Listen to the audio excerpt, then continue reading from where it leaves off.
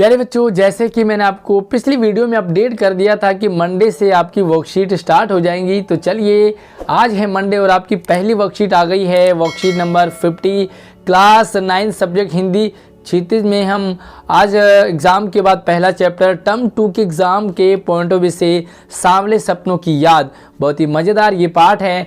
Complete video देखिए तभी आपको पूरा समझ आएगा। और आगे बढ़ते इससे पहले वीडियो को यार लाइक कर दिया करो, अपने दोस्तों को भी शेयर करेंगे क्लास ग्रुप में। साथ ही नई नई वीडियो सबसे पहले पाने के लिए, नई अपडेट आपके पास लगातार आती रहे तो चैनल को सब्सक्राइब जरूर करके रखिए। स्वागत है आप सभी का एक नई वीडियो में। मेरे बारे में जान लीजिए, मैं हूं आपका आशीष सर।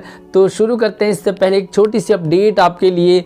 अगर आपको पहाड़ी यादें, पहाड़ी वादियाँ, नदी आपको पसंद हो तो हमारा एक दूसरा चैनल है, उसको भी ज़रूर अपना प्यार सपोर्ट दीजिए। इस वीडियो के डिस्क्रिप्शन में वो चैनल दिया है, तो ज़रूर आके देखिए। तो ये पाठ सालिम अली के बारे में है। एक पक्षी प्रेमी हैं, पक्षियों से बहुत ज़्यादा प्रेम करते थे सालिम अली। आपने इनके बारे में ज़रूर कहीं ना कहीं पढ़ा और सुना होगा। जून 1987 में प्रसिद्ध पक्षी प्रेमी विज्ञानी सालिम अली की मृत्यु हो गई और मृत्यु के बाद डायरी शैली में इनके बारे में लिखा यह एक संस्मरण है। उनकी याद में सालिम अली की मृत्यु से उत्पन्न दुख को लेखक जाबिर हुसैन ने सांवले सपनों की याद के रूप में व्यक्त किया है। ऐसे लगता है जैसे हमारे पक्षी प्रेमी सालिम अली मरे नहीं, बल्कि सपना सा लगता है, और जैसे हमारा सपना टूटे सालिम अली हमारे सामने खड़े हो जाए। इसीलिए सांवले सपने यानी कि जो ऐसा सपना है जो धुंधला सा है, और जैसे सपना टूटेगा सांवल जो हमारे सालिम अली है वो हमारे सामने खड़े हो जाएंगे। कुछ लोग ऐसी पर्सनैलिटी होते हैं जो मरने के बाद भी याद आते हैं, ऐसा लगता है कि जैसे वो मरे नहीं हैं। सालिम अली का संस्मरण करते हुए लेखक ने उनका व्यक्ति चित्र प्रस्तुत किया है। उनके बारे में ऐसे बताया है जैसे वो सजीव अभी जिंदा हों। इसका पहला अंश पढ़ेंगे और देखेंगे कि आपको कितना मज़ा आने वाला है। साथ ही अगर आपको पूरा पार्ट एक ही वीडियो में चाहिए तो आपको हमारे चैनल पर वीडियो मिल जाएगी, आप ज़रूर देखिए और पूरे पार्ट को एक ही वीडियो में समझने की कोशिश करेंगे। सुनहरे परिंदों के खूबसूरत पंखों पर सवार सांवले सपनों का एक हुजूम मौत की खामोश वादी की तरफ अग्रसर है। तो सालिम अली के बारे में बताते हैं कि परिंदों के खूबसूरत पंखों पर हर समय सालिम अली पक्षियों के साथ रहते, पक्षियों के बारे में सोचते, उन्हीं के बीच में रहते। तो उन्हीं के बारे में कहते हैं कि वो जो है खामोश हो चुके हैं और ऐसी वादी में चल रहे जहाँ से वापस लौटना मुश्किल है, नामुमकिन है। वहाँ से आज तक कोई नहीं लौटा, यानी कि वो मरने वाले हैं, मर रहे हैं। कोई रोक टोक सके कहाँ संभव है। छोटे मोटे काम, छोटे मोटे जगह जाने पे हर कोई रोकता है, लेकिन अंतिम सफ़र जब होता है कोई नहीं रोक पाता। तो कह रहे हैं कि कहाँ उन्हें रोका जा सकता है, कहाँ उन्हें टोका जा सकता है। इस हुजूम में आगे आगे चल रहे सालिम अली, जो ये यात्रा है इसमें जो सबसे आगे चल रहे हैं वो हैं सालिम अली। यानी कि मौत सबको आनी है, लेकिन इस समय जिसको मौत आनी है वो है सालिम अली। अपने कंधों पर सैलानियों की तरह अपने अंतहीन सफ़र का बोझ उठाए, यानी कि अब लास्ट है, अंत समय है। लेकिन यह सफ़र पिछले तमाम सफ़रों से भिन्न है। क्यों? क्योंकि यहाँ से कोई लौट के नहीं आया, यह अंतिम सफ़र है। नॉर्मली हम सफ़र करते हैं, कहीं आते हैं, जाते हैं, घूमने जाते हैं, पिकनिक जाते हैं, रिलेटिव के यहाँ जाते हैं, दोस्तों के यहाँ जाते हैं, लेकिन वापस आ जाते हैं। ये वाला सफ़र ऐसा सफ़र है जहाँ से आज तक कोई लौट के वापस नहीं आया। भीड़ भाड़ की ज़िंदगी और तनाव के माहौल से सालिम अली का यह आखिरी पलायन है, अंतिम सफ़र है। और अंतिम सफ़र से लौटना आज तक नहीं लौटा कोई। अब तो वो उस वन पक्षी की तरह प्रकृति में विलीन हो रहे हैं जो ज़िंदगी का आखिरी गीत गाने के बाद मौत की गोद में जा बसा हो। ऐसे लगता है जैसे कोई पक्षी है, अंतिम सफ़र, अंतिम गाना अपना गा के और बस मरने वाला है, उसी तरह हमारे सालिम अली भी अंतिम सफ़र पे चल पड़े हैं। कोई अपने जिस्म की हरारत और दिल की धड़कन देकर भी लौटाना चाहे तो वह पक्षी अपने सपनों के गीत दोबारा कैसे गा सकेगा? मुश्किल है। हम चाहें क्या? मरने वाला जो मर चुका है, हम चाहे उसे अपनी धड़कन दे, हम चाहे उसे अपने सांस दे दे, मुश्किल है, क्योंकि मरने वाला चला जाता है। मुझे नहीं लगता कोई इस सोए हुए पक्षी को जगाना चाहेगा। कैसे जगाएंगे? वो जगेगा नहीं।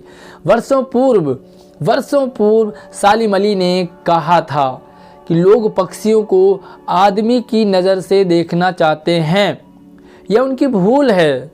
सालिम अली ने वर्षों पहले कहा था कि लोग पक्षियों को आदमी की नज़र से देखते हैं, लेकिन कहते कि ये उनकी भूल है।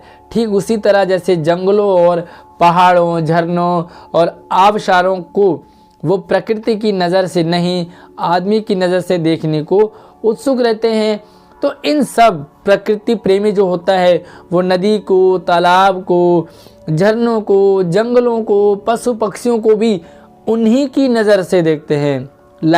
अगर आपको पक्षी को समझना हो तो पक्षी बनना पड़ेगा, आपको जानवरों को समझना हो तो जानवर बनना पड़ेगा। अगर आप जानवरों को इंसान की नज़र से देखेंगी तो समझ नहीं आएंगे आपको। भला कोई आदमी अपने कानों से पक्षियों की आवाज़ का मधुर संगीत सुनकर अपने भीतर रोमांच का सोता फूटता महसूस कर सकता है। ऐसी पर्सनैलिटी थे सालिम अली, जो पक्षियों के बीच में रहते, पक्षियों से प्रेम करते और इंसानों से ज़्यादा उनका समय बीतता था पक्षियों के बीच में। तो ऐसी पर्सनैलिटी थी सालिम अली की। तो चलिए यहाँ पर कुछ प्रश्न हैं, इनके आंसर लिखने देने की कोशिश करेंगे।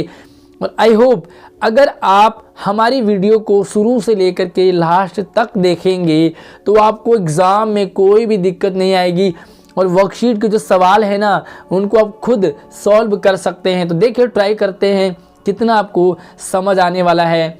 और पहला सवाल है, गद्यांश में किस सफ़र का जिक्र किया है? देखो 4 ऑप्शन है आपके लिए। सालिम अली के पहले सफ़र का, जाबिर हुसैन के पहले सफ़र का, सालिम अली के अंतिम सफ़र का, या जाबिर हुसैन के अंतिम सफ़र का। तो आई होप आप इसका आंसर दे पाओगे क्योंकि आपने वर्कशीट को कंप्लीट अच्छे से समझा है।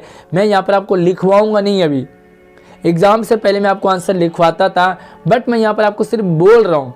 अगर आपको बोलने में कंफर्टेबल हो या मज़ा आ रहा हो, आपको अच्छा लगे, तो आप इसे कंटिन्यू करेंगे हम। अदरवाइज हम नेक्स्ट टाइम लिख करके आपको आंसर बताएंगे। तो आप मुझे कमेंट में ज़रूर बताएं कि आपको लिख कर आंसर बताऊं या ऐसे ही बोलकर समझाना ज़्यादा बेटर होगा। इसका सही आंसर है सालिम अली के अंतिम सफ़र का, है ना। तो जाबिर हुसैन के अंतिम सफ़र का नहीं है, क्योंकि जाबिर हुसैन तो लेखक है और ये भी जिएंगे, है ना। दूसरा सवाल है, वर्षों पहले सालिम अली ने क्या कहा था? बड़ा आसान सा सवाल है। वर्षों पहले सालिम अली ने कहा था कि लोग पक्षियों को आदमी की नज़रिए से देखते हैं, आदमी की दृष्टि से देखते हैं, यह उनकी भूल है। बड़ा आसान है, लिख लेंगे। अगला प्रश्न है, उनका यह सफ़र पिछले सफ़रों से किस रूप में भिन्न था?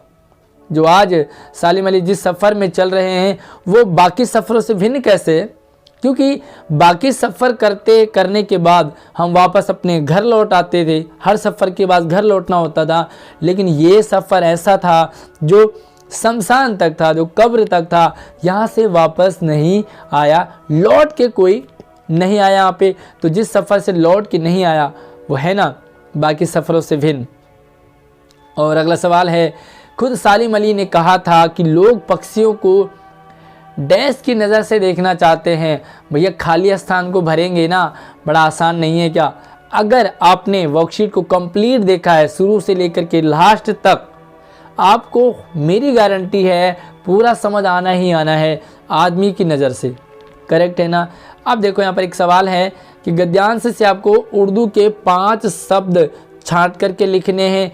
2-3 मैं आपको बताऊंगा और 1-2 आपको मुझे कमेंट में बताने होंगे, ताकि मुझे ये लगे कि आपको समझ आ रहा है या नहीं। थोड़ा सा मैं अपनी फ़ोटो को छोटा कर देता हूँ और यहाँ पर हम चलते हैं इसके कुछ शब्द पे। तो देखो मैं यहाँ पे कुछ शब्द आपको बता दूँ, जैसे कि यहाँ पे आप देख सकते हैं हरारत, जिस्म, ये आपके उर्दू शब्द हैं। इसी तरीके से अगर हम चले तो वादी, खामोश, हुजूम, ये क्या शब्द आपके उर्दू शब्द है। इसके अलावा आप देखें, वीडियो को रोकें और उर्दू के शब्द, आपको 2 उर्दू के शब्द जो मैंने नहीं बताए हैं कमेंट में मुझे बताएंगे। साथ ही ज़रूर बताएं कि आपको आंसर लिखवाने हैं या ऐसे ही बोलकर कि आप कर लोगे। और हमारे पहाड़ी यादों से भरे चैनल को ज़रूर देखें, मज़ा आपको बहुत आएगा उस चैनल पे, क्योंकि हमारे गांव की यादें उसमें हैं, गांव के वादियां उसमें हैं। तो चलिए मुझे कमेंट करके ज़रूर बताएं कि आपको आज पहली वर्कशीट का एक्सपीरियंस कैसा रहा। चलिए अगली वीडियो में मिलते हैं। जय हिंद।